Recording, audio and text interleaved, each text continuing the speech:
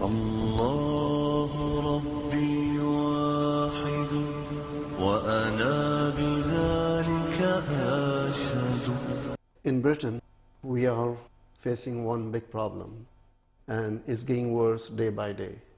Very rarely we used to hear this question about 20 years ago when I came to this country, that are you Muslim or British? This clash of identity here.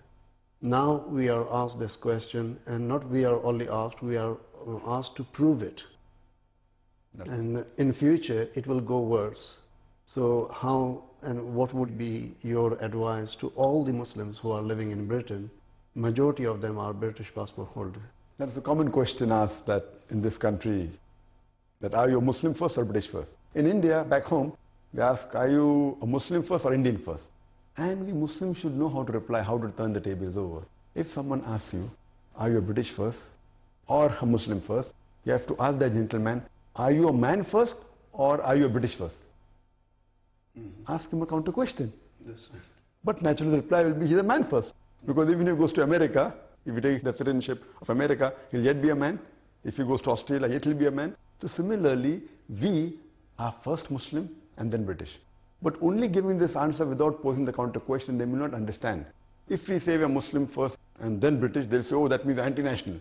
So you have to ask them the question, are you man first or a British first? So just because he says that I'm a man first, that doesn't mean he's anti-British or he's anti-national. And we should realize that we are Muslim first because we have allegiance to our Creator, Almighty God, Allah subhanahu wa ta'ala. He has given us this life, this body, all this niyama, all these facilities. So but natural, we have allegiance to Him. Same way, we also have to be loyal to the country.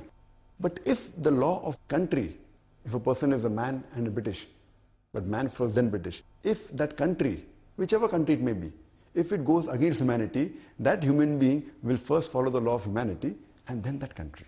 Similarly, since we have to lay allegiance to our Creator who has given us everything in this world, our first allegiance goes to our Creator, Allah subhanahu wa ta'ala, and then to this country. As long as that country doesn't go against the law and guidance laid down by Almighty God, we have to follow the laws of the country. If there's a clash, the law of Almighty God, like a law of humanity, takes precedence to the law of the country. But the same question if you ask to a Saudi, are you a Muslim first, a Saudi first? Even he'll give the reply, I'm a Muslim first, then a Saudi. If you ask a Kuwaiti, are you a Muslim first or Kuwaiti first? The answer is he's a Muslim first, then Kuwaiti. That does not mean that that person is against Saudi Arabia or that person is against Kuwait. So we should know how to turn the tables over and give the reply. We should be satisfied. Giving a reply is easy, but giving a satisfactory reply is the point that is important.